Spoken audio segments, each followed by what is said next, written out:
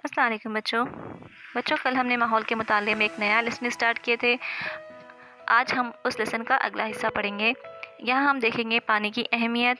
हम जानते हैं बच्चों कि हमारी ज़िंदगी में पानी को बहुत ज़्यादा अहमियत है। इंसान को पीने के लिए पानी दरकार होता ही है, लेकिन उसके अलावा खाना पकाने और साफ़ सफाई के लिए भी इंसान पानी का इस्तेमाल करता है। इसके अलावा आप देख रहे हैं अपनी स्क्रीन पर काश्तकारी और कारखानों के लिए भी इंसान को पानी की ज़रूरत होती है। हमारी ज़िंदगी में पानी को बहुत ज़्यादा अहमियत हासिल है। आओ बच्चों ये अमल करके देखें।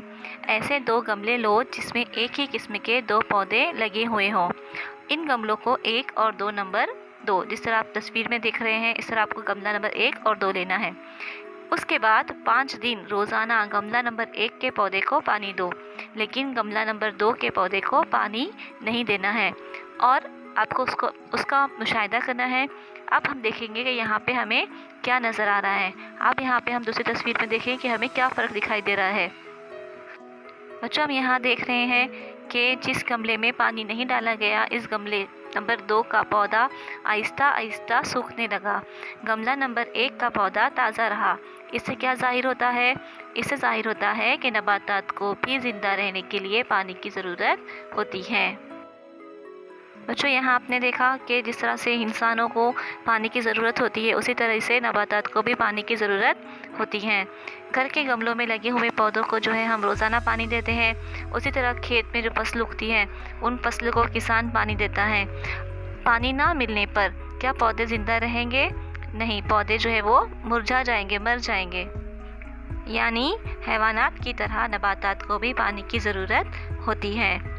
आप बच्चों दिमाग पर जोर दें। आपने देखा है कि जंगल में उगने वाले नबातात को भी पानी की ज़रूरत होती है। अब इन्हें पानी कहाँ से मिलता होगा? बच्चों, बारिश का पानी ज़मीन में जज़्ब होता है। नबातात की जड़ें बहुत गहराई में जाती हैं और नबातात की जड़ें ज़मीन में जज़्ब शुदा पानी चूस लेती हैं।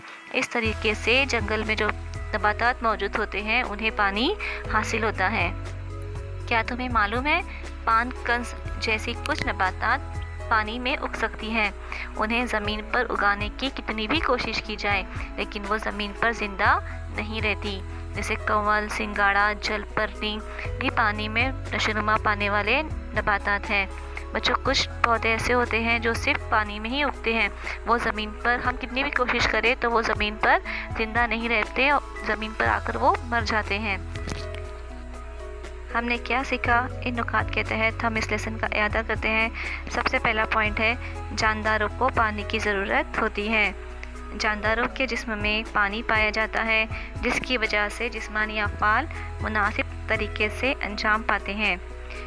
नंबर 3, जिस्म में पानी की कमी होते ही हमें प्यास लगती है।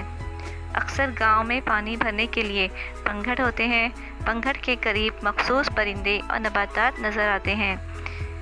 पीने के अलावा हमें पानी सफाई, पकवान, काश्तकारी, कारोबार और कारखानों के लिए दरकार होता है। लास्ट पॉइंट है, नबातात को दरकार पानी उनकी जड़ें ज़मीन से जज़्ब कर लेती हैं। बच्चों, इसे हमेशा जहन में रखें कि हर एक की ज़िम्मेदारी होती है कि गांव में जो पंघड़ होते हैं उसका पानी जो है वो ख़राब ना होने दे।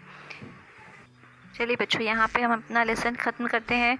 आप इस लेसन को गौर से पढ़िए और इस लेसन का वीडियो गौर से सुनिए और यहाँ पे जो मश्क की सवालात आपको भेजे जाएंगे उसे बराबर से अपनी नोटबुक में लिखिए और उसके फ़ोटोज़ निकाल के व्हाट्सएप ग्रुप पे सेंड कीजिए। चलिए बच्चों, थैंक यू।